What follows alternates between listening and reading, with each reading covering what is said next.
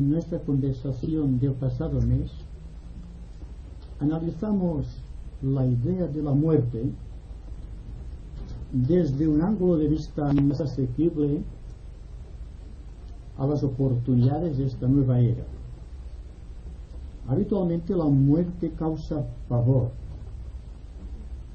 Es algo misterioso que intriga a las gentes, precisamente, yo creo, debido a las enseñanzas tradicionales acerca de la muerte que han brindado las distintas religiones del mundo, que han situado la muerte en un plano casi diría de aniquilación del yo, en un plan dentro del cual el ser humano quedaba pendiente de unas leyes universales que aparentemente no podía controlar.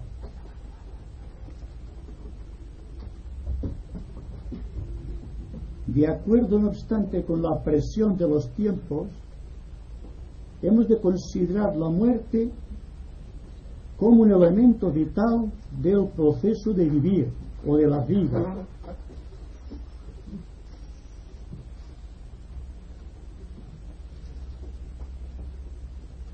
Habida cuenta que anteriormente habíamos concebido la muerte como la antítesis o la oposición al nacimiento. Para mí, la muerte y el nacimiento es un círculo sin fin. No sabes dónde empieza el nacimiento, no sabes dónde termina la muerte, o viceversa. Pero desde el ángulo de vista esotérico, la muerte y el nacimiento existen por doquier, son fenómenos principales de la vida.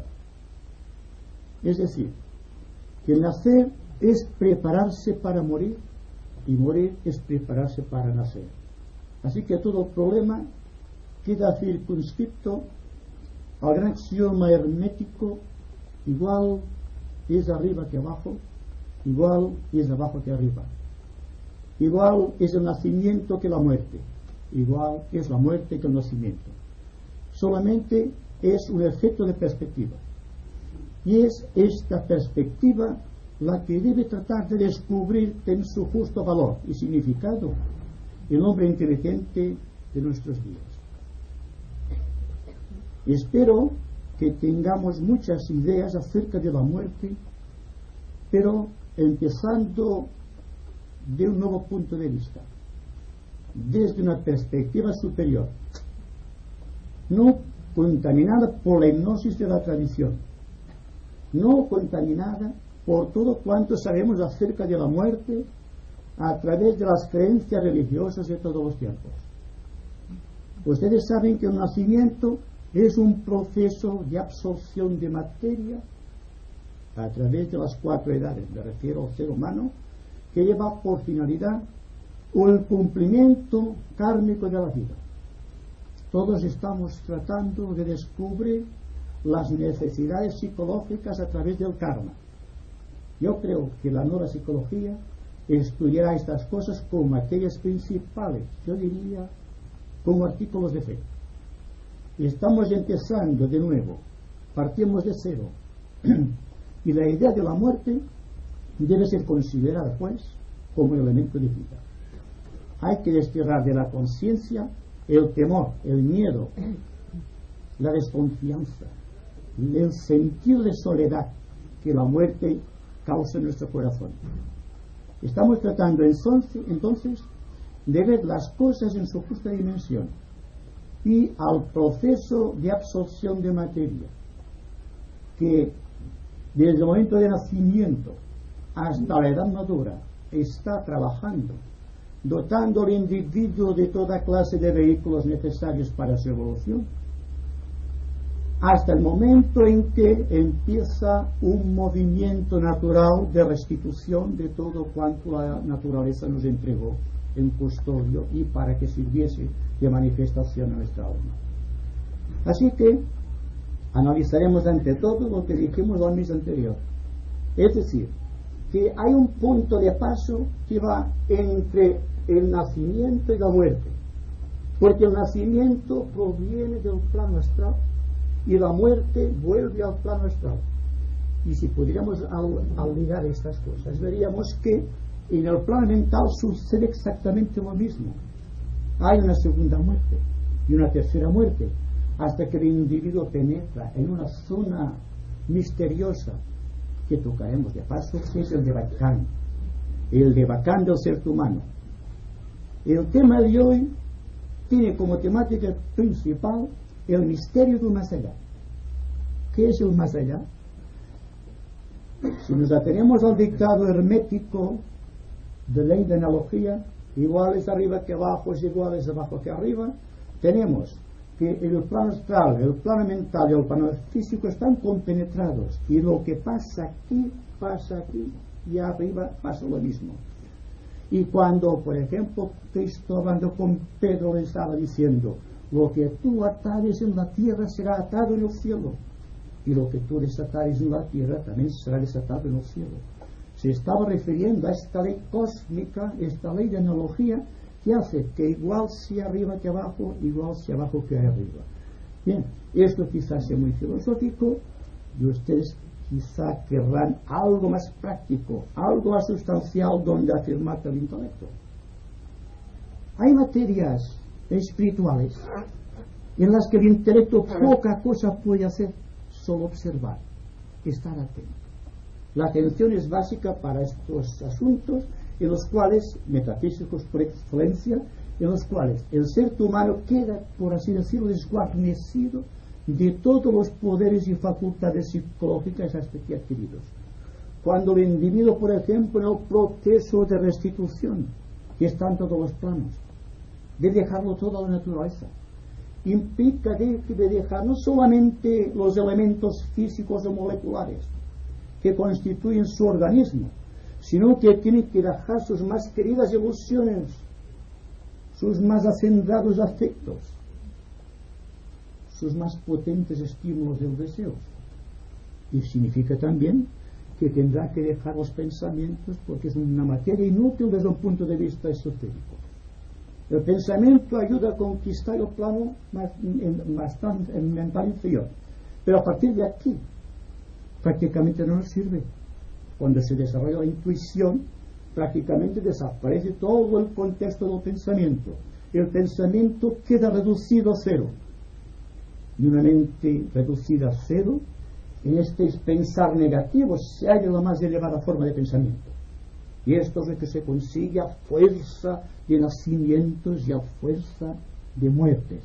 La rueda de samsara, la rueda del karma, a través de las 4 edades del individuo, la que va de la infancia a la adolescencia, de la adolescencia a la juventud, de la juventud a la edad madura, y de la edad madura a la vejez, y a partir de aquí a la muerte.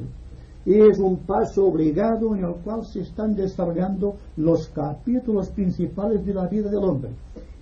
Y ahí que cuando una persona está en el trance de la agonía, cuando prácticamente está restituyendo a la naturaleza su cuerpo físico para que vuelva a la madre tierra, es cuando empieza el proceso de recopilación, el proceso más interesante desde el punto de vista esotérico, porque está creando los núcleos de lo que será en la posterior encarnación. Conocemos de la conciencia solamente los elementos que conoce la ciencia psicológica. Conocemos la mente, conocemos en sus diversos significados las emociones, y tratamos de averiguar qué es lo que se puede hacer con todo ese contenido para liberarnos. La liberación es la meta suprema de la vida. Entonces, la liberación empieza por un conocimiento exacto de las reglas de la muerte. El arte de morir o la ciencia de morir debe tener para nosotros una importancia capital, desvaneciendo el temor y cogiendo la muerte como el principio de una nueva vida, más amplia, más profunda, más incluyente. Y ahí se ve el proceso. ¿Por qué se habla de un proceso de recopilación en el momento de la muerte, cuando el alma está embargada por todo cuanto fue, y lo que fue está reproduciéndose y conectándose con la memoria cósmica que está en nuestros 3 átomos? El átomo permanente físico que recoge todas las experiencias físicas del hombre a través del tiempo.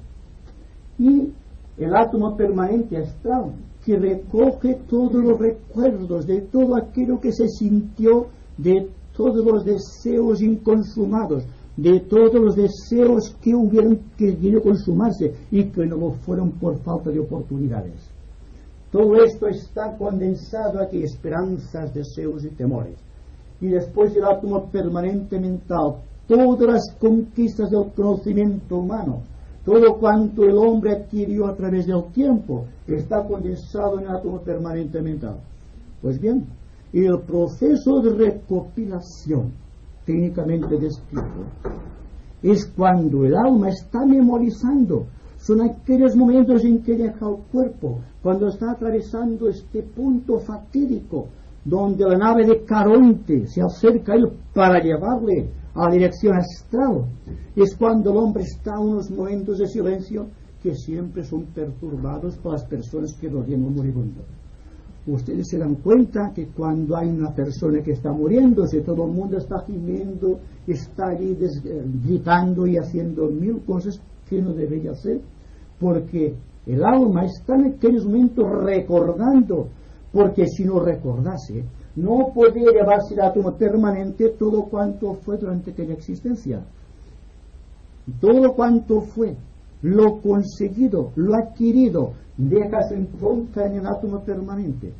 Y esto va subiendo después y se refugia en el ángel solar, en el yo superior, simbolizaron esos 3 puntos. Y aquí quedan depositados hasta una nueva encarnación.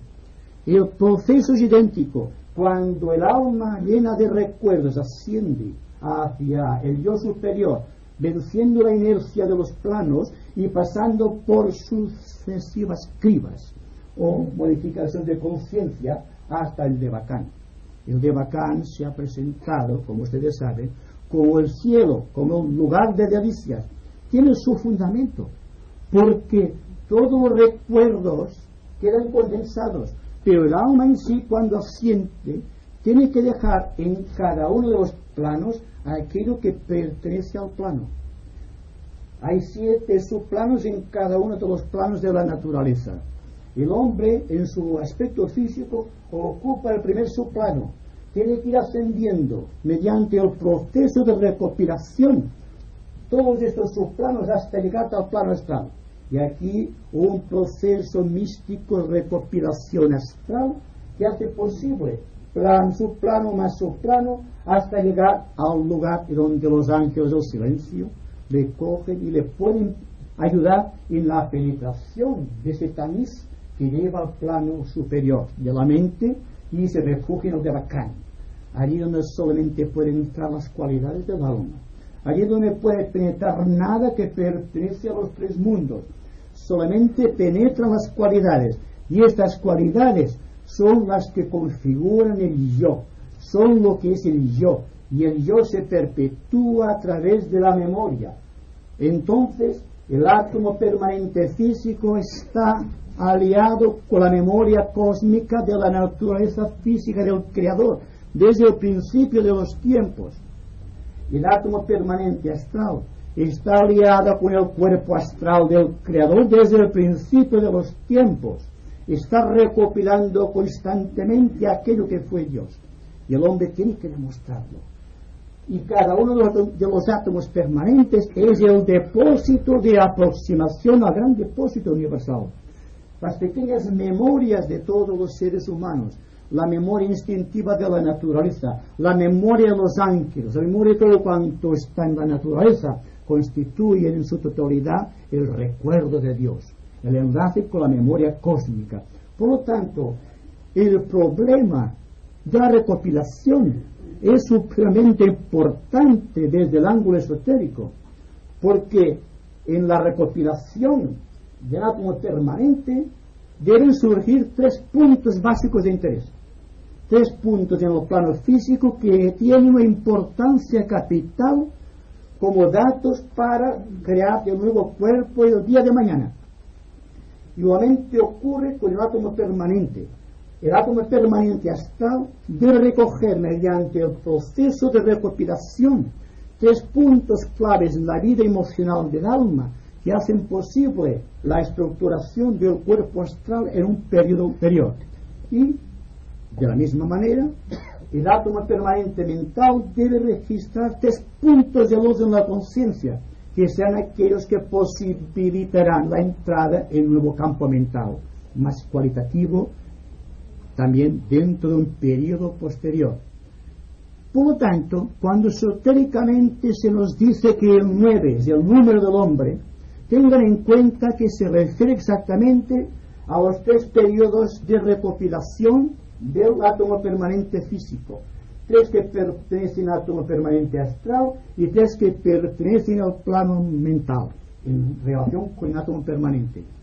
Y también se dice que el 9 es el número de iniciación, precisamente porque la purificación de estos tres puntos en un momento cumbre de la vida del ser humano posibilita la entrada en las grandes iniciaciones de la jerarquía primero y después en las jerarquías solares del universo, hasta que el hombre se convierte en cósmico, que es el arquetipo del ser humano, el hombre cósmico.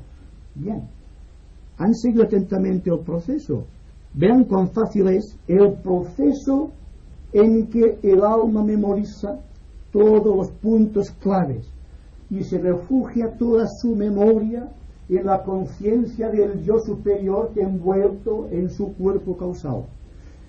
Pero dense cuenta que los átomos permanentes y por lo tanto la estructura de todos los cuerpos pertenecen al ser espiritual por excelencia, al espíritu, como decía Pablo de Tarso.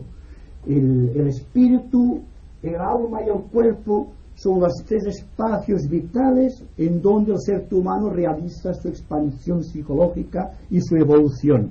Entonces, al descender esta línea que se llama el sutrama esotéricamente, a partir del espíritu penetra en el átomo permanente físico. El aspecto buddhi, el aspecto morto universal, a través del átomo permanente se convierte en el yo astral, en el cuerpo psíquico de emociones.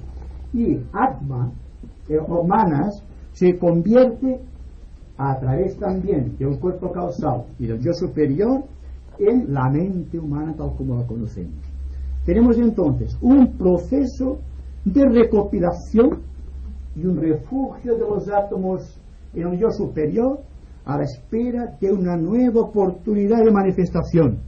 Tenemos también un yo superior invariable, puesto que es el mecanismo superior de la conciencia que está más allá de la vida y de la muerte. Es, para aquellos que han leído el Bhagavad Gita, es Krishna. Siendo Arjuna esta parte que reencarna, observada desde arriba por la fuerza invicta de Krishna, el yo superior. Más allá de esto está más allá también de nuestras concepciones humanas. Pero sabemos que si ascendemos rectamente por esta vía de los átomos permanentes, siendo conscientes de la memorización cósmica que debe producirse en el momento de la muerte, y que para este momento ya nos vamos preparando con la atención que depositamos en las cosas vitales de la existencia, llegará un momento en que todo esto desaparecerá. Solamente quedará un espacio vital, el espíritu de un cuerpo de manifestación. Se manifestará el alma sin ninguna necesidad de nada más que su propio espíritu vital. El alma prácticamente se habrá liberado, y a esto se llama liberación. Cuando se refiere el esoterismo de todos los tiempos a la liberación, se refiere a aquel momento cumbre en que el hombre ha liberado los átomos permanentes de la capacidad de recordar. Todo está resuelto. El ser superior, el logos, penetra en el gran pralaya, y el hombre penetra en el devacán. ¿Qué es el devacán? Todo cuanto el hombre quiso alcanzarte en la vida. Todo aquello que queriendo alcanzarlo no lo pudo realizar.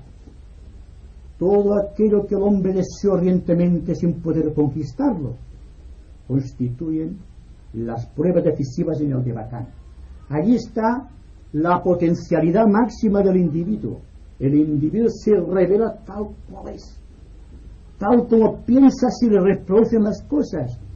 está libre de karma, porque dense cuenta ustedes que a medida que el alma encarnada va subiendo hacia arriba, atraviesa la nave de Caronte, o Caronte con su barco lo lleva del plano físico al plano astral, que ha dado motivo a la tradición de que es un demonio que lleva al individuo del plano físico al plano astral, lo cual no es verdad, es solamente un símbolo de que hay unas individualidades psíquicas, psicológicas, o como ustedes quieran, el nombre que quieran, especializadas en ayudar a los seres que mueren.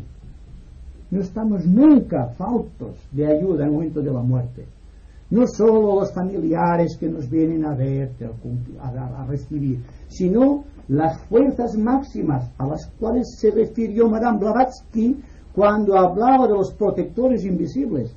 Son aquellos protectores que a partir del momento de la muerte te están ayudando a surgir a la nueva vida. Bien, se reproduce esto al llegar al segundo subplano del plano astral, en el cual existe otra recopilación, que es lo que recoge la toma permanente, está refugiada aquí. Entonces, los ángeles del silencio, una reproducción superior de la nave de Caronte, ayuda al ser humano a atravesar el punto que va del plano astral al plano mental. Y aquí empieza para el alma la gran aventura de la conciencia, porque por primera vez empieza a reconocerse como es, tal como es, y en contacto con el yo superior, si existe la suficiente elevación espiritual, o cuando menos con algunos de sus aspectos y atributos en cualquier tipo de alma, incluso el alma de un salvaje, sin ningún afán peyorativo. Estoy buscando el sistema de la evolución hasta llegar a un momento en que el hombre penetra en el Devacán. Todo cuanto piensa lo tiene en realidad.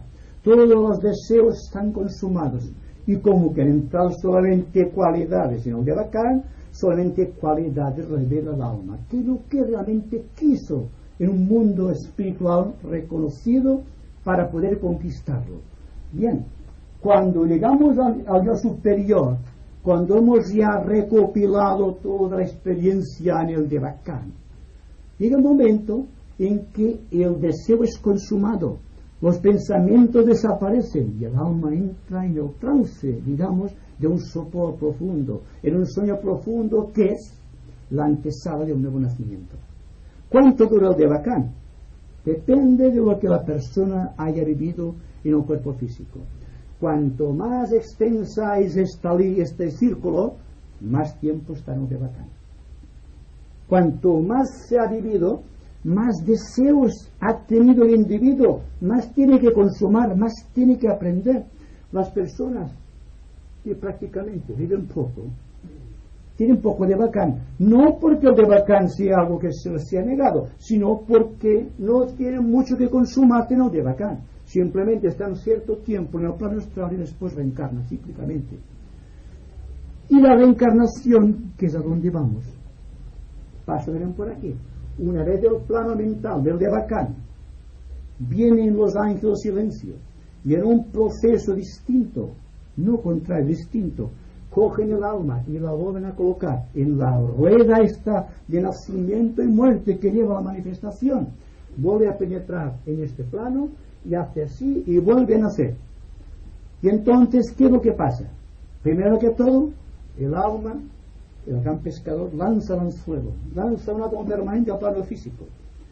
Y mediante un mantra específico del alma, este átomo empieza a vibrar. Y al vibrar, atrae por condensación del éter todos aquellos elementos moleculares del plano físico que le sirven para crear un cuerpo de manifestación. Y el hombre va creando por ese elemento su cuerpo. Ustedes saben el misterio que está en el átomo permanente, porque es precisamente el átomo permanente el que vence la gran lucha, la lucha titánica de los gérmenes masculinos para penetrar en el óvulo femenino. Uno es el que debe vencer. El que vence es el que lleva el átomo permanente. Los ángeles han depositado el átomo permanente en aquel que tiene que vencer, el más capacitado. Aquel vence y se produce el misterio de la concepción. A partir de aquí, la concepción, como que místicamente a través del sutrama, el espíritu está dando vida al cuerpo, aquel átomo empieza a latir. Desde latir, el sístoles y el diástoles del corazón del Sol empieza a agitar todos los éteres y están creando alrededor del átomo permanente todo el cuerpo molecular preciso para crear el organismo kármico que precisa que el alma. Lo mismo ocurre con el átomo permanente astral. Lo mismo ocurre con el átomo permanente mental. Están imbuidos por la fuerza de Atma, Buddhi, Manas, el amor universal, la mente universal y el cuerpo universal. Entonces llega el momento de la salida al plano de la sociedad de un ser humano tal como lo reconocemos. Cada cual con sus cualidades, con sus defectos, con sus virtudes, con sus tradiciones, con todo cuanto todo este individuo, que no es más ni menos que el producto de las vidas registradas como recuerdos en los átomos permanentes. Y al llegar aquí, todo el proceso que podamos explicar son relaciones que tienen que ver con la manifestación monádica, con la manifestación espiritual y con la manifestación física. Lo que decía Pablo de Tarso, el hombre es un compuesto de espíritu, alma y cuerpo. Podemos decir, es un compuesto de espíritu, de individualidad y personalidad. Es lo mismo.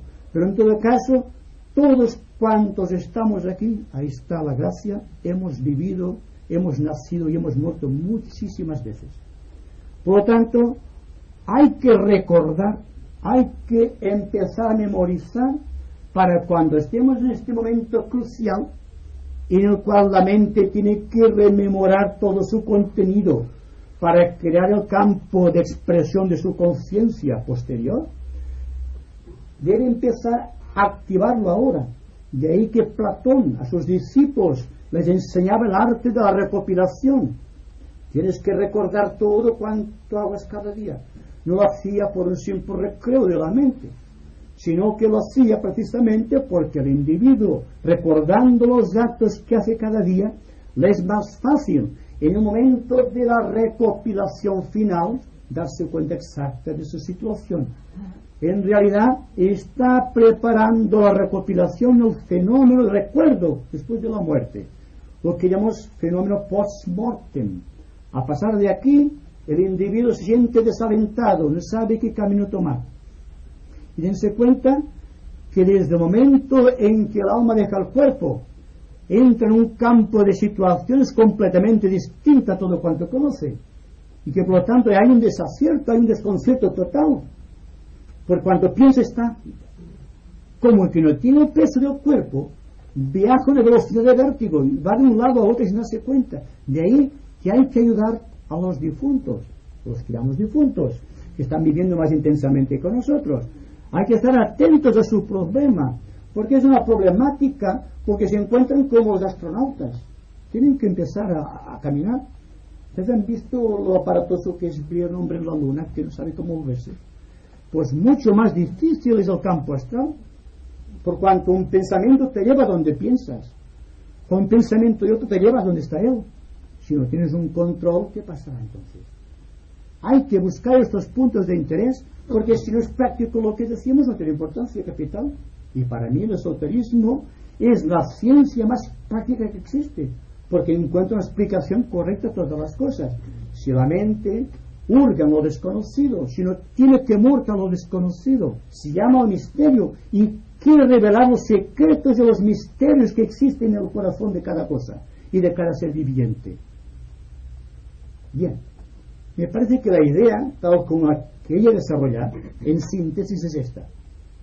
Prefiero que sean ustedes los que, con sus preguntas, permitan ampliar este comentario.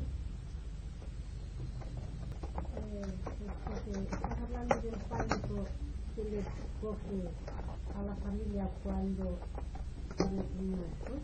Yo ahora quiero preguntarte, si me puedo explicar, el muerto, él se da cuenta que ha dejado su materia. El vivo. Exacto, el vivo. Entonces esto que se hace de dejarlo en un depósito y los dejan un día o dos sin enterrar, ¿esto qué impresión debe causar A ver si me explica. Ninguno, contrario.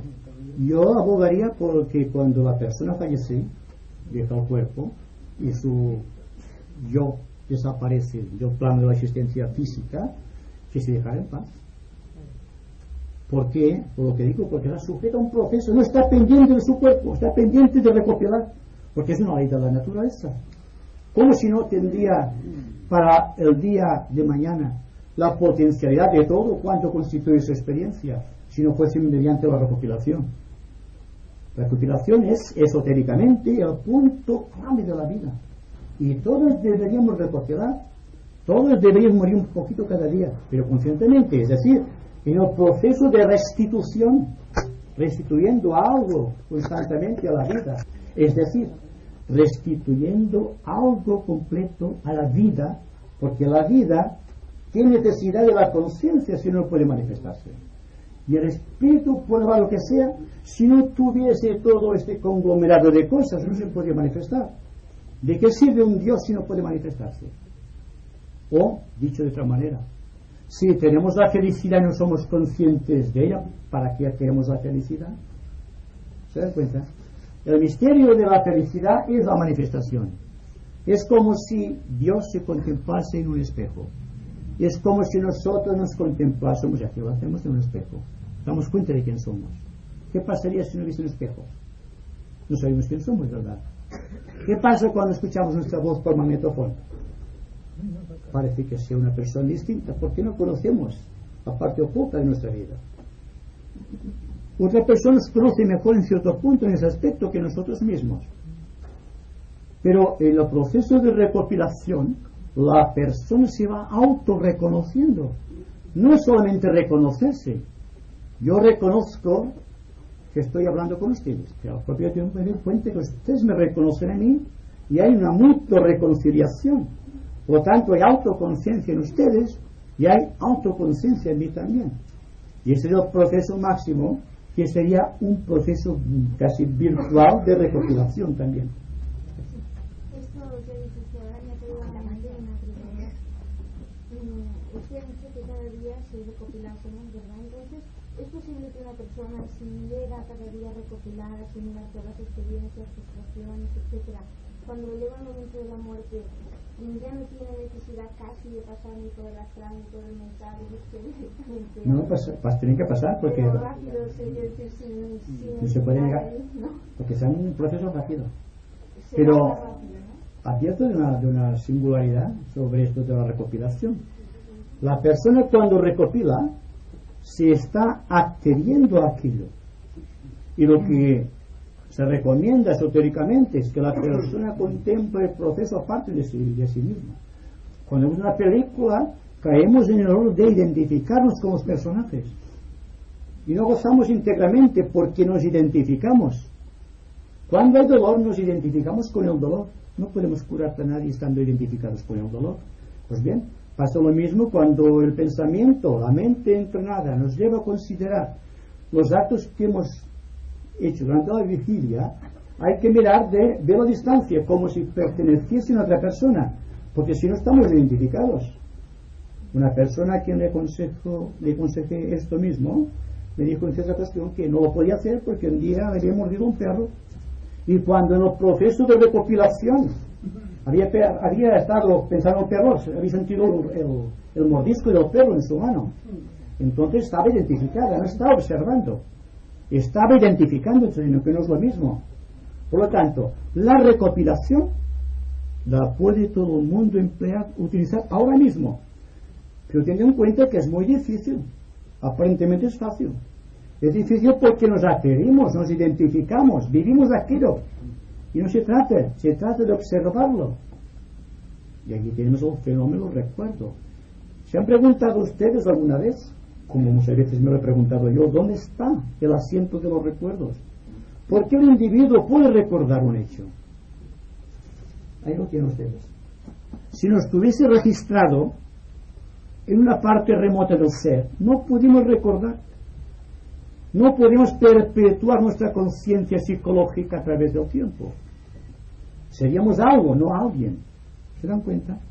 Pues bien, El fenómeno de autoconciencia es esto: que nos demos cuenta de nosotros mismos y al propio tiempo seamos conscientes de los demás, lo cual no ocurre. O bien somos conscientes de nosotros mismos por un tremendo egoísmo hacia los demás, o bien somos conscientes de los demás prescindiendo de nosotros mismos, lo cual es adaptación, una adaptación ciega, porque nos adherimos, nos identificamos, y automáticamente, cuando el individuo se identifica, automáticamente, digo, deja de pensar, deja de ser, el yo ha de prácticamente desaparecido, y hay que mantenerte el yo por todos los medios posibles, porque el yo es la garantía de la liberación. Si no estamos atentos al yo, con todas sus reacciones psicológicas, con todas sus ilusiones, sus esperanzas, incluso sus temores, pero siendo siempre nosotros, siendo activos en este pensamiento autoconsciente, llegará un momento que sin darnos cuenta estamos recopilando, estamos recordando constantemente. No habrá necesidad de arrepentirnos, porque el arrepentimiento, ¿de qué sirve? Es la acción. Una vez un acto se ha hecho en bien o en mal, ya está hecho. Como decía otro día, no podemos dejar la palabra a merced del viento. Hay que ser conscientes de todos y cada uno de los actos, el pensar, el sentir, el actuar, la palabra hablada y escrita. Una vez se ha vertido, allí queda para siempre. ¿Verdad? Se trata de esto simplemente.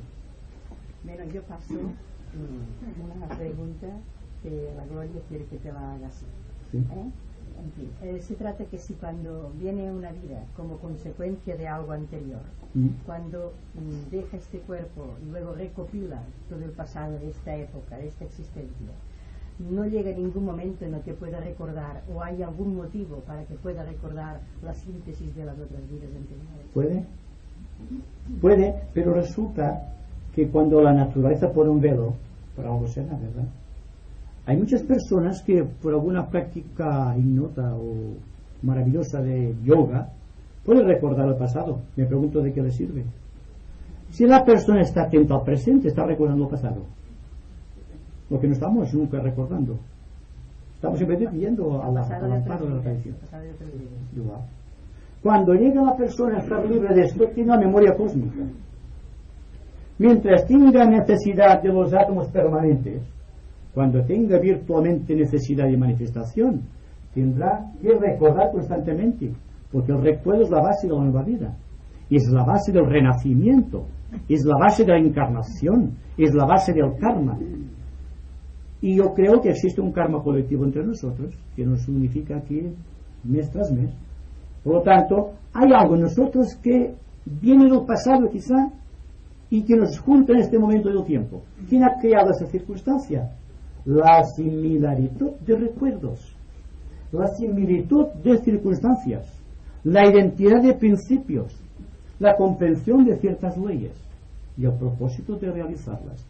Esto es exactamente lo que ocurre. Es un fenómeno colectivo de conciencia. Estamos aquí por una situación definida, y esa situación definida está marcada precisamente por estas leyes. No hay edad para esto. Se trata de comprensión.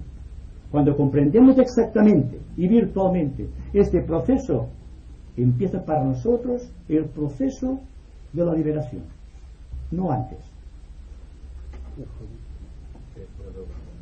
¿Es posible reencarnar en varios cuerpos físicos? Si es posible, en el sentido del yo soy yo, se pierde la noción de individualidad o se tiene noción de colectividad. Y si no es posible, entonces, ¿por qué nace más gente que muere? Bueno, aparentemente nace más gente que muere, pero es que resulta que aquí, cuando vamos al plano astral, hablamos de un mundo ignorado. Está en una cuarta dimensión, por así decirlo. ¿Y qué conocemos de la cuarta dimensión? Solamente sistemas analíticos. Pero conocemos realmente lo que vive en el plano astral o lo que está viviendo en el plano etérico. No podemos calcular el número si entra más o entra menos. Hay una compensación vital que desconocemos, pero existe un equilibrio en la naturaleza.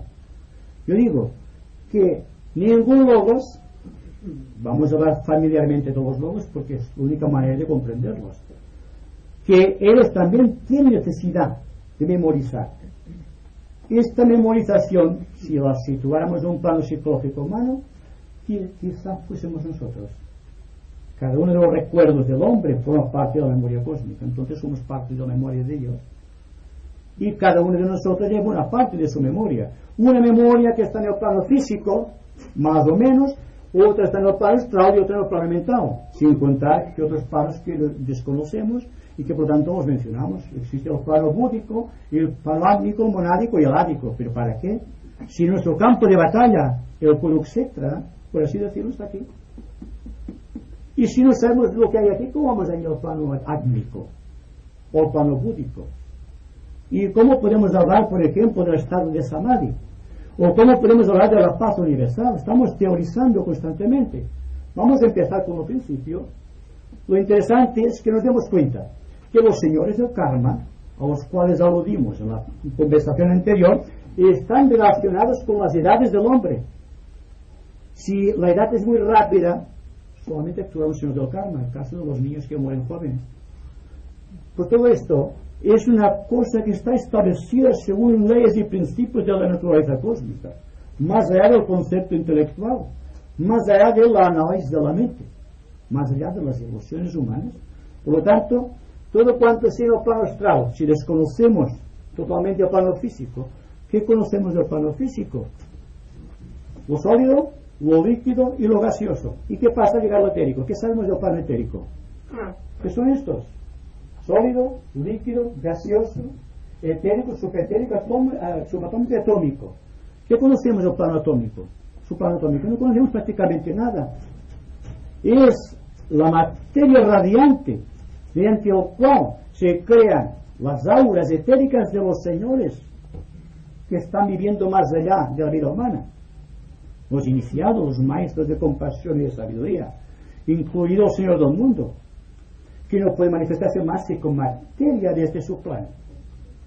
Y bien, a través de la evolución, a medida que se desgasta nuestra memoria, a través del tiempo se desgasta la memoria, llega un momento en que el átomo permanente físico está blanco, puro, rutilante.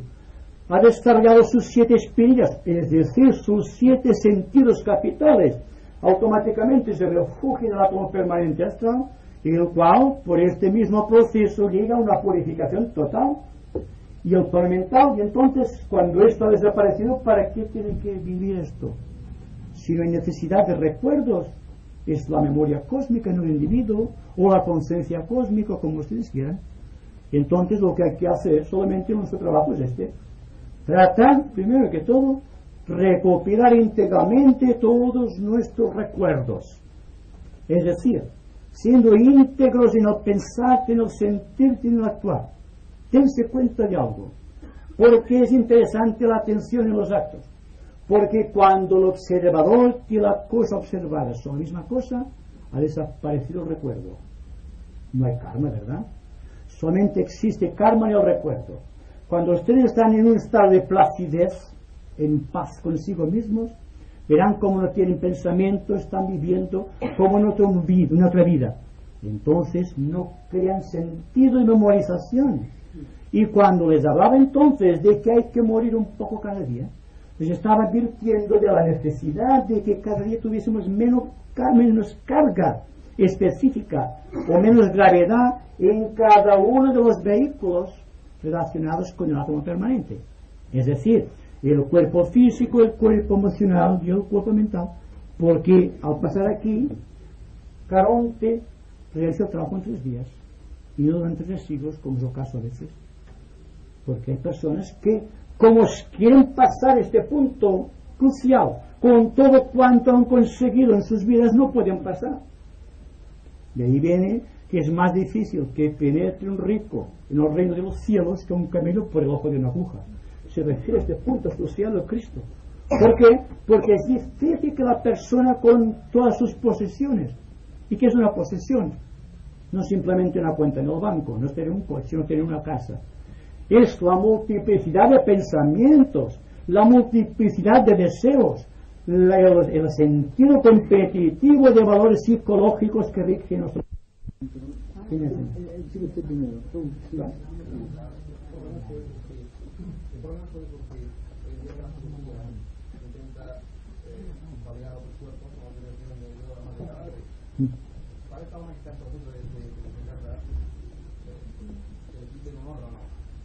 y lo realiza en otro individuo, ¿qué proceso puede repetir en trauma?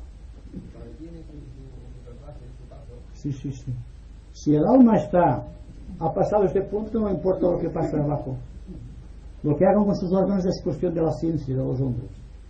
Pero hay un problema aquí, que los órganos de este individuo están capacitados para cierto tipo de vibraciones psicológicas, que no se adaptarán al complejo psicológico de la persona que trasplanta un cierto órgano. No puede existir una identificación de ciertos órganos a ciertas personas si no hay una identidad espiritual, una identidad astral y una identidad física. Dense cuenta del problema.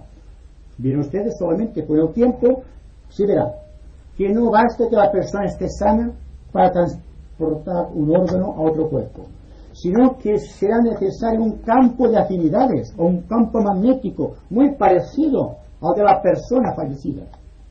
De no ser así, habrá un fracaso constante. Y esto es una de las cosas de la ciencia. La ciencia, en vez de transportar órganos de un sitio a otro, sería mejor que viese el alcance de la verdadera medicina, que tratase de curar de una manera normal, corriente. Y hablábamos de la curación de enfermedades en otra conversación anterior. Por lo tanto, yo digo que si estamos atentos al proceso de la vida, muchos de esos pequeños problemas mentales que causa la confusión científica en los momentos actuales desaparecerán.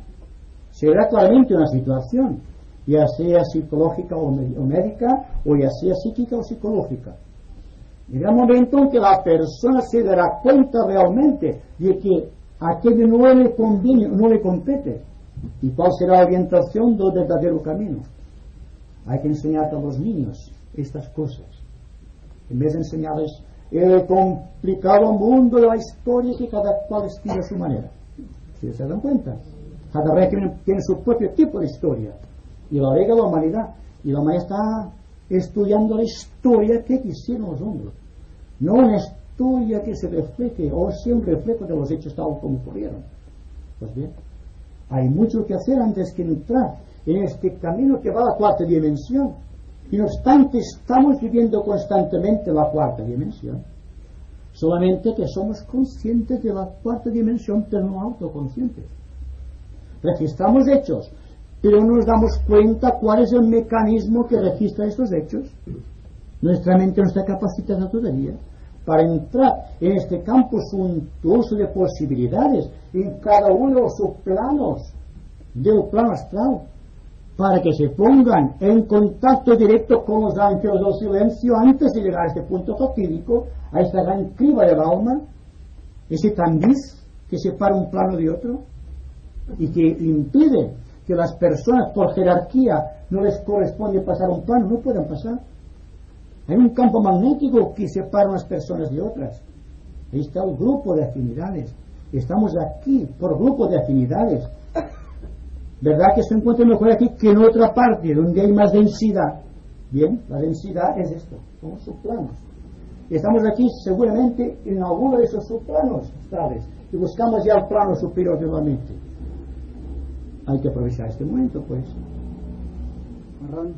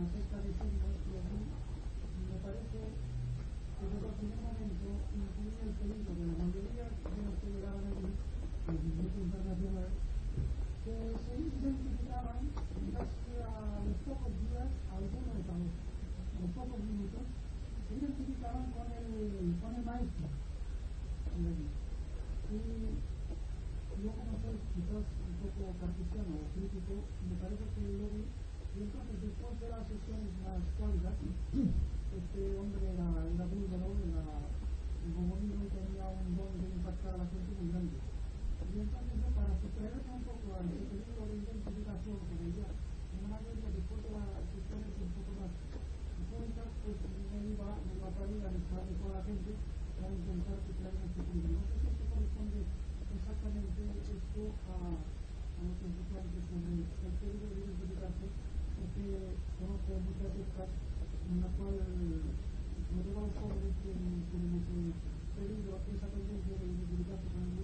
entonces ya son seres más o menos famosos que la piensan que son un poco autómatas o perdidos, incluso primatísticos del grupo. ¿Qué tienes con la oposición? Exacto, que Salomón dice un poco más, porque no había hablado de la afinidad del discípulo con su maestro. Cuando hablamos esotéricamente del contacto de un discípulo con su maestro, estamos hablando de algo más que un simple problema de afinidad. Y estamos hablando de un problema de jerarquía espiritual. Y un verdadero maestro no acoge a la generalidad de las personas, sino que los elige. Ve la luz en la cabeza, como esotéricamente se dice. Dice, este será mi discípulo, puede serlo, está capacitado. No cogerá toda una masa de personas, como ocurre frecuentemente. Sobre todo cuando es un maestro de yoga que coge toda la generalidad y cada cual imparte el mismo principio o disciplina yógica. ¿Y qué ocurre? Que alguno lo aprovechará, pero la inmensa mayoría no corresponden a aquel tipo de... Por lo tanto, un maestro de yoga, cualquier tipo de gurú, si no es iniciado, fracasará. Y tiene una gran responsabilidad por las leyes de la naturaleza, porque está alterando el mecanismo de los átomos permanentes, está introduciendo recuerdos que no le corresponden, ni la necesidad de que conozcamos el temperamento psicológico, que conozcamos el tipo de rayo, que conozcamos el temperamento a través de las glándulas endocrinas de la persona, que conozcamos toda su vivencia interior y exterior. ¿Y quién sino el maestro iniciado puede hacer estas cosas? ¿Bien? No, es que mi pregunta ahora está un poco desfasada de las últimas cosas, pero es que hablamos de la densidad de poblaciones, por ejemplo, que suponemos que la naturaleza tiene su equilibrio y que tenemos que pensar en que no nacen más que mueren, porque hay miles y miles de kilómetros cuadrados que no hay ni una persona. Además son las capitales, son las que se llenan. Y luego, que hace solamente 35 años escasos, o ya no tantos, se han muerto más de 40 millones de personas en esta última guerra, y las que van muriendo entre cataclismos y terremotos. No, solamente una cosa, cuando el ser humano esté un poco más civilizado, en líneas generales más íntegro, seguramente que no tendrán que morir tantos, pero es que nacerán solo los hijos deseados. Y entonces habrá el equilibrio también en la naturaleza. Porque ahora mueren muchos, pero nacen muchos. ¿Por qué? Porque no son deseados la mayoría. Pero cuando el ser esté más integrado en todos sus conceptos, entonces nacerán solo los hijos deseados. Y quizá no habrán tantos cataclismos ni habrán tantas guerras. O sea que yo creo que desde todos los planos habrá una nivelación en la naturaleza, como ahora lo hay, aunque sea de manera desgraciada. Yo no creo que haya aumentado la población en conjunto. Si la naturaleza se dejase a su libre albedrío, o de la propia naturaleza, no habría necesidad de regular las especies como intenta hacer el hombre, porque el promotor del desequilibrio en la naturaleza es el ser humano, por un hecho principal de que el ser humano ocupa en los reinos de la naturaleza el cuarto lugar. Primero es el mineral, y después el vegetal, viene el animal, y después el reino humano, y después viene el celestial y el superhumano. Son 7 reinos que hay que desarrollar, como 7 virtudes capitales, ¿verdad? Entonces, todo el proceso viene estructurado de acuerdo con ciertas normas y principios naturales. Y el individuo debe tratar de regular su propia vida, porque si regula inteligentemente su propia vida, está regulando de una manera inconsciente, si podemos decirlo así, todo cuanto le está rodeando.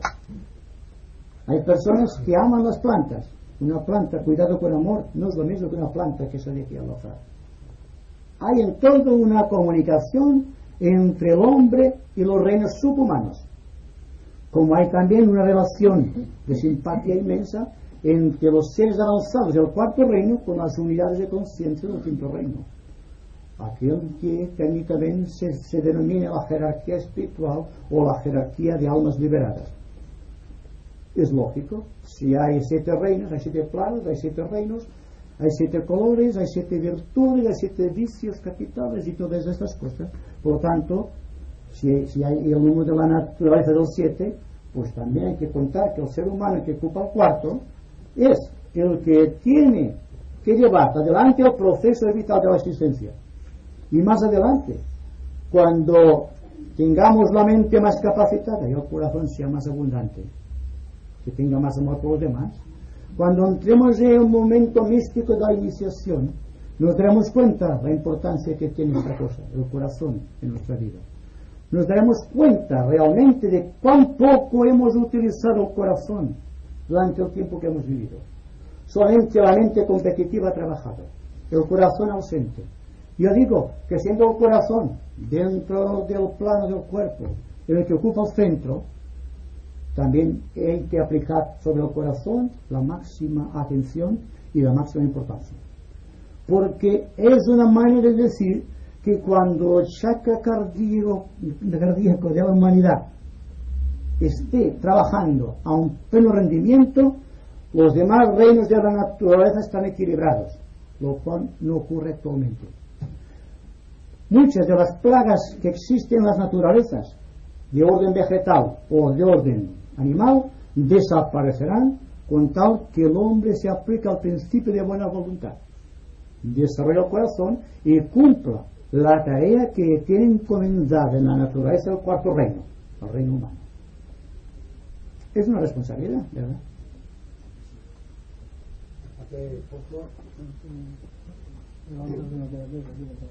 Respecto al fenómeno de la muerte, que el trance que hay de la vida a la muerte ha sido físico, que va a morir y no hay que atormentarlo con lloros ni con lamentaciones. Bien, porque hace un paso muy importante y que nosotros podríamos ver. Ahora, dice que podemos ayudarlo. Esa ayuda puede ser en el lenguaje mental, a esa persona que va a tener ausencia mental en el plano de otra vida. Si somos impersonales, sí. Pero si al enfocar nuestra mente lo atraemos, no. Por eso decía, hay que entrenarse. Hay que entrenarse en un sentido de que la persona debe estar atento al proceso, pero sentirse al propio tiempo parte del proceso. Exacto. Si una persona que queremos ha fallecido, más vale que no pensemos, porque entonces toda nuestra mente estará cargada del mecanismo de la tradición, que hace que lo hemos perdido para siempre. ¿No es verdad? Estas cosas deben ser olvidadas completamente, cuando menos desde un ángulo de vista racional. Tiene que desaparecer el pánico a la muerte. La muerte es el principio de una nueva vida, más abundante. Hay que empezar a partir de este punto. El peligro está solamente en no quedar detenido en este punto. Y si tanto queremos a las personas que fallecen, a nuestros deudos, hermanos, personas queridas, dejemos que recuperen en paz. Irá más rápido. Se creará aquel campo magnético que solamente dura 3 días, el cual que sé cuando Cristo descendió a los infiernos 3 días, estuvo contra los muertos. Se refiere precisamente en este momento crucial que hay aquí de 3 días, que el hombre puede eternizar en su loca manía de querer penetrar aquí en este punto, esta ojo de la aguja, con todo cuanto ha adquirido a través del tiempo, con todas sus posesiones. Y cuántos fantasmas no corren por aquí, que son aquellos que no pueden penetrar, porque están atados a todo cuanto dejaron aquí. Y como nosotros contribuimos a este malestar, estamos cargando el ambiente de aquello que técnica y esotéricamente llamamos cascarones. Y el mundo está lleno de cascarones. Y una de las facultades que tienen aquellos que trabajan con Caronte, el símbolo del demonio, que es un ángel, es destruir los cascarones. Y es el trabajo de los esoteristas en nuestra era, destruir los cascarones, no crear cascarones. Naturalmente no voy a decir nada peyorativo contra toda clase de mediunidad, o contra todas las personas que están practicando la mediunidad, pero sí les advierto del peligro de que están reteniendo aquí por la invocación a personas que pueden estar ya en el plano astral y en el de la cara inclusive, y mantienen por el amor que dicen. No es más que una sensibilidad tonta. No hay sensibilidad ni sentimiento. Están atrayendo a su poder reactivo por el egoísmo personal la liberación de una persona, lo cual es atentar contra las leyes de la naturaleza. Paco. Paco. Paco. Antes ha mencionado pues el libre albedrío. Entonces yo pregunto, ¿el libre albedrío es relativo o es absoluto? Basándome pues en internet, pues me he puesto a meditar y he llegado a considerar pues que existe el libre albedrío me está obedeciendo a una influencia de leyes cósmicas, o sea que en realidad este libre albedrío para mí no existe. Pregunto a ver qué es lo que puede ser. El libre albedrío es muy relativo. La persona solamente tiene libre albedrío cuando está aquí dentro, cuando está en la encarnación. Una vez ha pasado la encarnación, ya está en el Devacán, no está sujeto a la gravitación del yo, ha perdido por completo el libre albedrío. ¿Qué es lo que ocurre entonces? Precisamente porque el átomo permanente físico está puro y limpio, no tiene sedimentos de recuerdos. El átomo permanente astral, asimismo, está equilibrado, armoniosamente flexible, no contiene ningún deseo. Y el átomo permanente mental ha dejado de registrar imágenes y pensamientos. ¿Dónde está el libre albedrío? Cuando no existe recuerdo, ¿dónde está el libre albedrío? Ha desaparecido prácticamente, ¿verdad? Solamente existe recuerdo cuando hay libre albedrío. Cuando el hombre está sujeto a la ley cósmica, ha dejado prácticamente de pensar en sí como entidad separada. Entonces la propia realidad del ser superior tologoico. ¿Y para qué quiere entonces el libre albedrío si está bajo la influencia de la voluntad de Dios? ¿Se dan cuenta del proceso? Pues bien, el proceso de recordar, si se hace técnicamente, siguiendo un impulso realmente espiritual y esotérico, no debe dejar ninguna huella en la mente, salvo mientras la persona tiene algo que saldar con la naturaleza y se ve obligado a reencarnar cíclicamente, se ve obligado a recordar, porque el recuerdo es la conciencia. No podemos concebir una conciencia sin una perpetuación de recuerdos a través del tiempo. Entonces, hay una identidad de principios entre el recuerdo, la conciencia y el yo y el libre albedrío. Y cuando el libre albedrío, el yo, el recuerdo y la expresión han desaparecido, ¿para qué se quiere el libre albedrío? Estamos en la voluntad suprema. Somos realmente entonces. No hay ninguna separación entre el espíritu y nosotros en el plano físico. Es lo mismo. Ha desaparecido el intermediario, han desaparecido los átomos permanentes, ha desaparecido el recuerdo personal. Pero al propio tiempo estamos navegando por los grandes océanos incalculables, insondables, indescriptibles de la memoria cósmica de Dios mismo. Somos el recuerdo de Dios, que es lo que hacen los maestros, son la expresión de la divinidad, son el recuerdo constante de la divinidad que está expresando la divinidad. Y el proceso empieza aquí y ahora. Llegamos siempre a esta gran verdad. Aquí y ahora. Un aquí y ahora que se perpetúa constantemente en cada uno de los pensamientos y actitudes. Es la gloria de la liberación.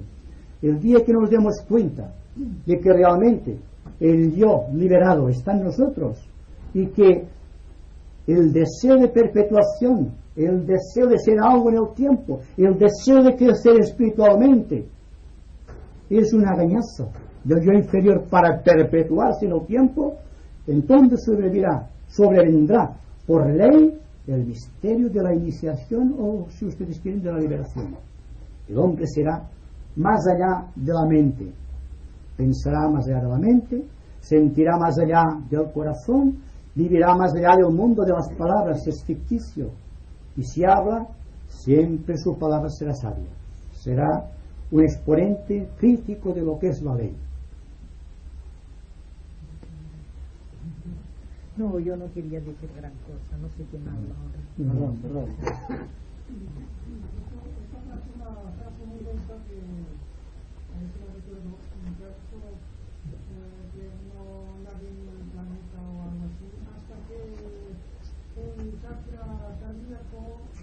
no funciona de buen rendimiento. Entonces, esto me parece que está incidiendo en uno de los problemas, que por lo menos a mí, en mi instalación católica anteriormente, creo que a mucha gente, a mí, yo conozco concretamente a amigos míos que les atormenta esa cuestión de tipo histórico, que es que el lobo solar, cuando vino aquí, el cardíaco, el sistema, por lo menos provisionalmente parece ser que fracasó.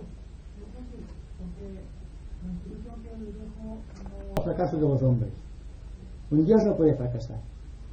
Es decir, que estamos de acuerdo en las leyes que rigen la vida en todas sus dimensionalidades. Y para el mismo lobo se está rigiendo el mismo proceso. El hombre está siguiendo un proceso universal, pero el lobo solar, al cual se refiere, está siguiendo un problema cósmico.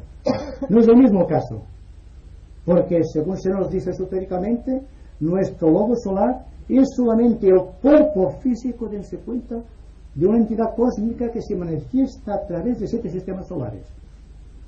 Por lo tanto, estamos hablando de un plano físico, y aún dentro del plano físico cósmico, que es nuestro sistema solar, existe el estado de Samadhi, existe la iniciación, existe la purificación, existe el sistema de redención angélica, existe una serie de pormenores que nos hablan de la grandeza de este cuerpo físico cósmico. No hay un fracaso. Se puede hablar de un fracaso jerárquico, ¿sí? Por ejemplo, que Cristo se dice que fracasó porque vino y lo crucificaron. ¿Es realmente sí? ¿Fracasó Cristo? ¿Fracasó la humanidad que no lo admitió? El proceso está aquí. Él venía con el propósito definido de establecer en la tierra los principios del chakra cardíaco, del amor, siendo una expresión directa del lobo solar, que es el segundo rayo, el rayo de amor y de sabiduría.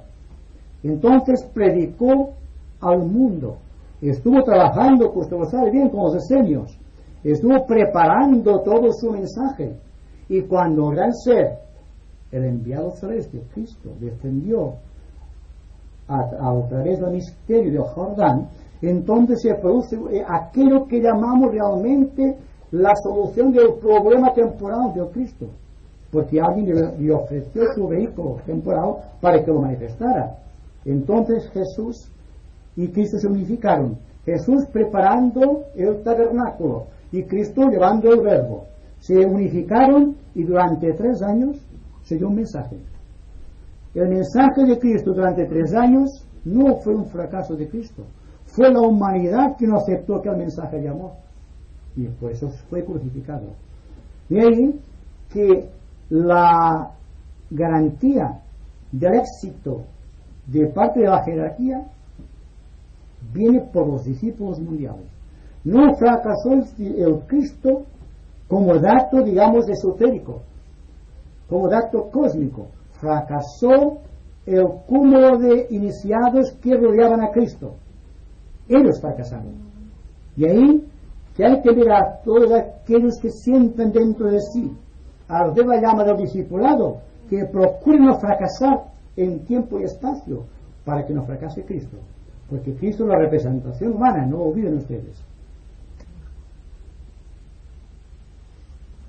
Cuando el paso de la vida a la muerte es de súbito, o sea, es por accidente, todo este proceso, ¿cómo se sigue? ¿Es el mismo? Es muy rápido. Muy rápido, pero el mismo. La misma. Porque la persona, cuando se siente en necesidad, sea un accidente, ustedes no saben con qué rapidez registran los datos permanentes toda la vida filmada de la persona. Se queda registrado. Lo que pasa es que queda un cierto tiempo porque ha sido algo que no es natural. Por lo tanto, hay un proceso de descompresión de toda la actividad psíquica que rodea al alma que ha perecido por causa de un accidente. Entonces, siendo el mismo el proceso, hay ciertas variantes. No podemos hablar de karma a la persona que se suicida.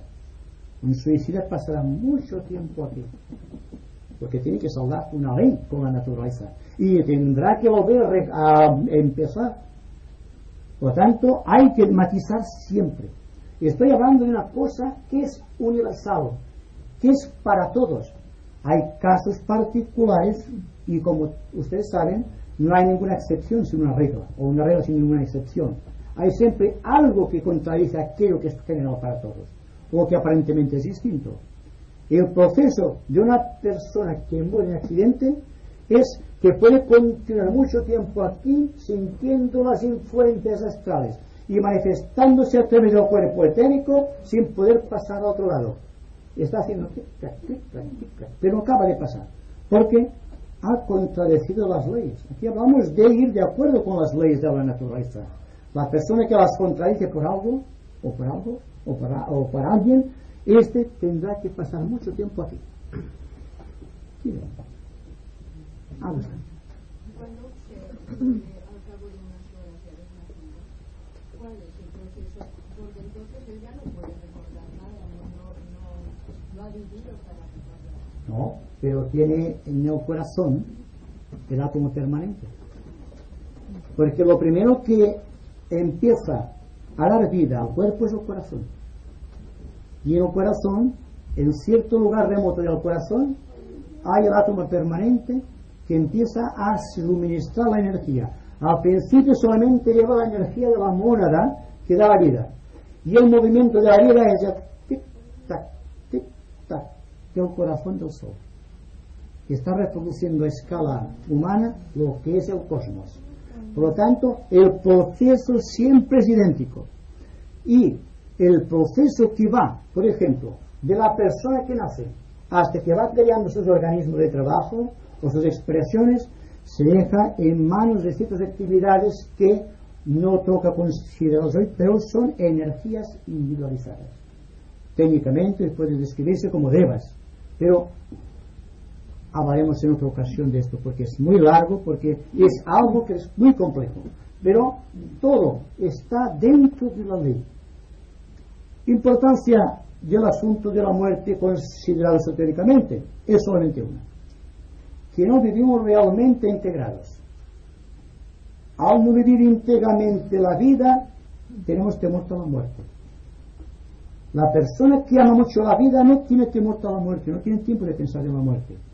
La persona que tiene un peso en el corazón por algo tendrá temor a la muerte.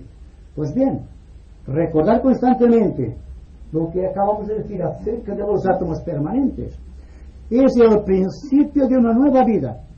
Estamos empezando a ser de nuevo, pero con toda experiencia y un razonamiento claro y profundo de los hechos.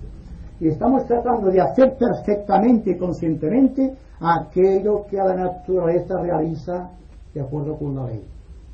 Y cuando existe el proceso de la iniciación, cuando existe esta aceleración de la actividad que lleva a la vida espiritual, es porque hay un sistema en nuestro planeta que permite que la persona que de veras quiere integrarse en valores absolutos pueda realizarlo.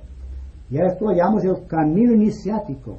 Y a partir de aquí existe el contacto de los aspirantes, los discípulos, los maestros, los iniciados superiores y los grandes logos. Es la misma escalera, la eterna escalera de Jacob.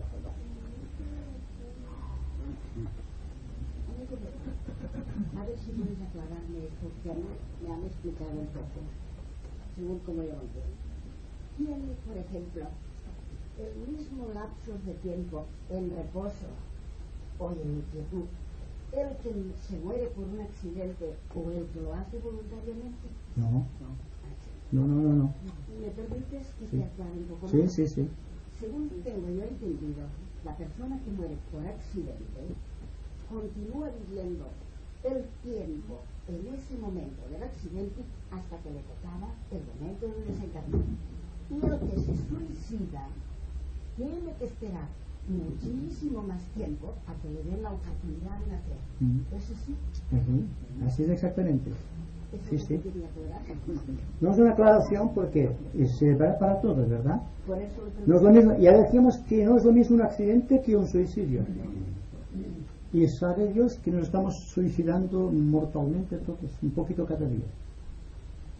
A través de pensar erróneamente, a través de los grandes impactos psíquicos en nuestro cuerpo plexo solar, a través de nuestras relaciones sociales y a través de todo cuanto ustedes saben. Estamos muriendo un poco, pero suicidándonos, Se ha hablado de que llega un momento que se pierde el libro de vida. Yo os pregunto, si tenemos que llegar o llegamos a esa situación, ¿podemos conscientemente en la situación de encarnados renunciar por propia voluntad al libro de vida? ¿Están encarnados? Sí, pero es muy difícil. Sí se puede lograr, pero es muy difícil. Solamente está en manos de los verdaderos discípulos, que depositan toda su fe en un maestro. Entonces dejan que el maestro obre por ellos. No es que el maestro quiera que dejen su voluntad, sino que es un requisito para liberarse del libre albedrío el que la persona muera un poco cada día. Y si, claro, si morimos un poco cada día, dejamos de registrar hechos porque estamos en otra etapa superior, realmente estamos perdiendo, estamos desgastando el libre albedrío. Es decir, ¿qué hay que entender por libre albedrío? Es la capacidad que tiene el individuo de elegir libremente entre unas situaciones. Pero no está sujeto al error en su elección. Ahora bien, ¿qué pasará si el hombre renuncia voluntariamente, si es posible, a su libre albedrío? Entonces hay una ley que hace que su trama penetre rápidamente o de manera instantánea en la mente de la persona que renuncia a esto que tanto el mundo quiere, que es el libre albedrío, y lo deja completamente en blanco. Es como las palabras proféticas o las palabras místicas de hágase, Señor, tu voluntad. Naturalmente no vivimos en este plan, sino que decimos, voy a hacer mi voluntad, y si queda un poco de voluntad para Dios, lo dejaremos un poquito también, para que esté contento, No tiene persona que tiene velas a todos los santos, porque si uno fracasa, que tenga el otro. No se trata de esto.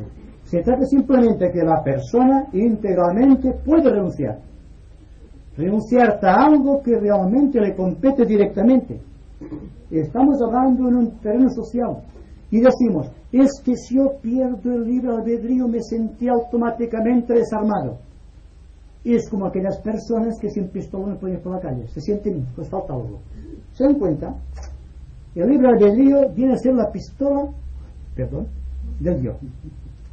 Cuando deja la pistola en su funda, en su casa, entonces va por la vida más desahogadamente, no tiene miedo. Solamente tiene miedo la persona que tiene libre albedrío. Y ahí está, un toque de atención. Cuando sentimos miedo, no sabemos por qué sentimos miedo. Y estamos armados con una pistola. Y esa pistola es el yo. Este yo inferior que debe desaparecer un día. Soy yo entusiasmado esto, Es un arma, es verdad, es un arma. A ver, un momento. No, es igual. Igual. No tengo nada. Nada más quería decir que si el miedo al temor no es el guardián del umbral, también. Sí, tanto. Cuando el candidato a la iniciación se sitúa ante el umbral, siempre lo he dicho y lo repetiré siempre, hay dos entidades. Una es el guardián del umbral, el otro es el ángel de la presencia. Uno encarna el mal y el otro encarna el bien. Entonces, ¿qué pasa? Si tenemos libre albedrío nos podemos equivocar y diremos, este más majo, porque el demonio se viste de galas también, y no sabemos quién es el ángel del guardián, no sabemos quién es el ángel de la presencia. Entonces, para presentarse y hacerte una buena elección ante el umbral, ante la gran puerta, habrá que perder lentamente el libre albedrío. Cuando estemos delante de la puerta iniciática, diremos, fuera tú, y no nos equivocaremos, porque lo que hace equivocar a toda persona es el libre albedrío. Esto me gusta o esto no me gusta. Está siempre en el campo, digamos, de la polaridad. Cuando está cansado de aquí, voy al otro lado, o va saltando como la ardilla, de un árbol al otro, y así va la vida. No, yo quería decir que No se canse mi vecino. sí, para la integridad del ser en esta nueva era, que parece que tendría que haber una técnica para enseñarnos ya también a la muerte, a liberarnos un poco cada día, ¿verdad? ¿No es casi esto precisamente el desapego? Sí. Ya un principio general en todos sentidos, el desapego. Exacto, sí. El desapego es básico. Por eso. Tense cuenta que cuando hablamos del yo, hablamos de apego siempre. Es que el yo sin apego no puede subsistir. Cuando no hay apego, ¿dónde está el yo? Fíjense bien, y ustedes pueden experimentar en ustedes mismos. Cuando están absortos en algo que les invade la atención, ¿dónde está el yo? Ha desaparecido el yo. No están eligiendo, están escuchando, están oyendo, están viviendo, pero no están matizando. Esta es una situación que hay que analizar críticamente. Hay que vivir este momento sin matizarlo. ¿Es posible esto? Es posible que escuchemos con toda atención y al propio tiempo no nos escuchemos a nosotros mismos, que creamos una resistencia al interlocutor. Hay que tratar de hacerlo, ¿verdad? Es muy difícil.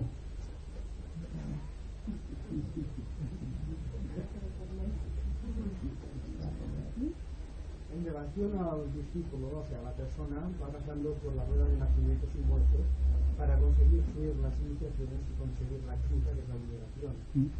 Entonces yo me pregunto, la relación que existe entre los logos planetarios y el hombre es muy diferente, porque el hombre necesita vivir y morir muchas veces para conseguir la liberación, mientras el logo planetario puede conseguir esta quinta iniciación que hace eso en una encarnación. Sí, pero este logos tendrá que morir y nacer muchas veces también en su plano cósmico. Es la ley. Es decir, que cuando contemplamos un firmamento estrellado, contemplamos las constelaciones, contemplamos las estrellas y los planetas que nos circundan, estamos viendo una manifestación, y toda manifestación es kármica. Ha tenido que haber un proceso de encarnación para que veamos un mundo en el espacio, y todo el mundo tiene esta expresividad que es una particularidad de su logos planetario. Este logos planetario es básico. Esta cosa básica de encarnación, esta ley, es la ley porque incluso los logos, los dioses, se manifiestan a través de la misma ley, acatan la ley. Y cuando se encuentran los iniciados, nos dicen, hola, ¿qué tal? Dicen, tal es la ley. Y cuando el maestro se comunica con sus discípulos, yo os doy la paz. Porque no hay albedrío. Porque si hay albedrío, la paz para mí y tú, que es un poquito para ti, pero ya verás, y es lo que pasa a todos. Queremos más para nosotros que para los demás. En la comida y en todo. Miramos siempre el ojo, plato del otro, está más lleno que el nuestro. Eso lo hacemos todos, eso lo saben.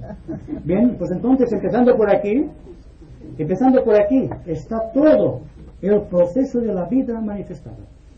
Como nuestro albedrío dice, si no hubiese el albedrío, ¿cómo le daríamos cuenta si un pato está más lleno que el otro? O si a mi mamá quiere más de mi hermanito que a mí.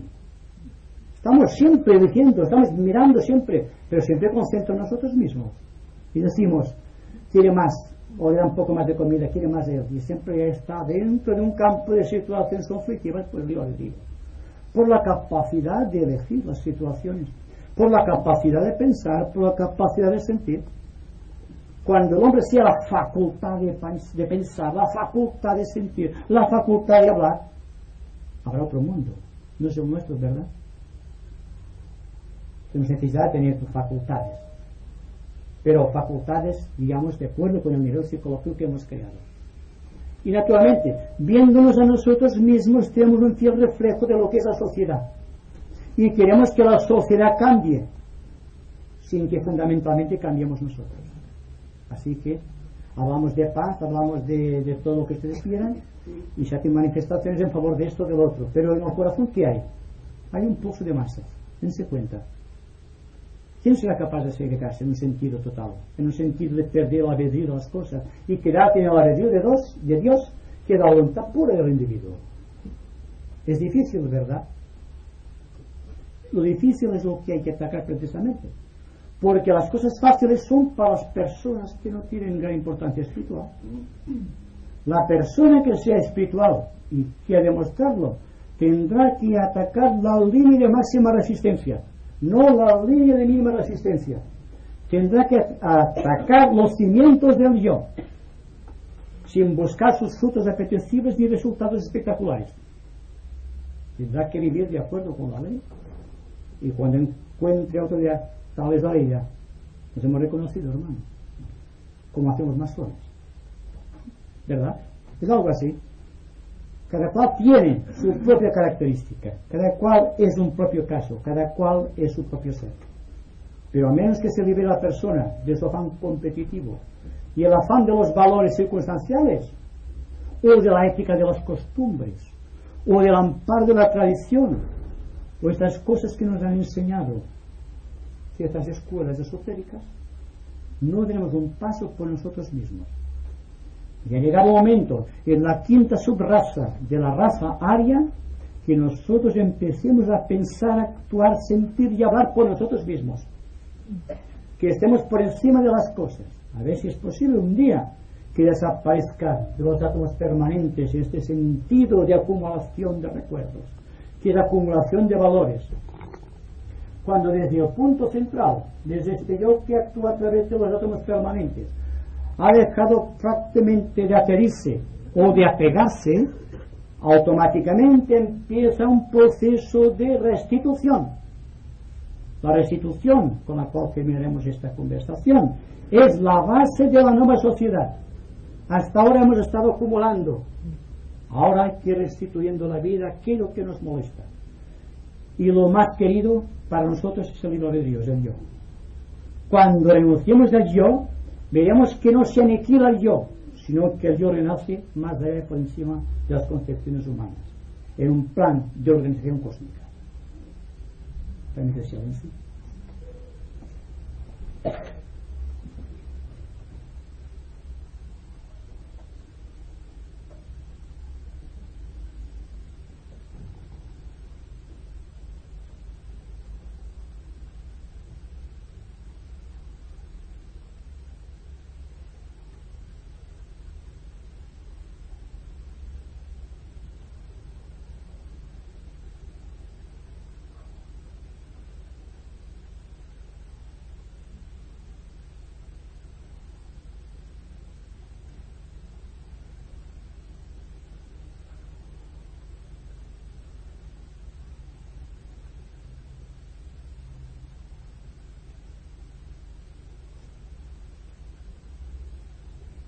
Muchas gracias.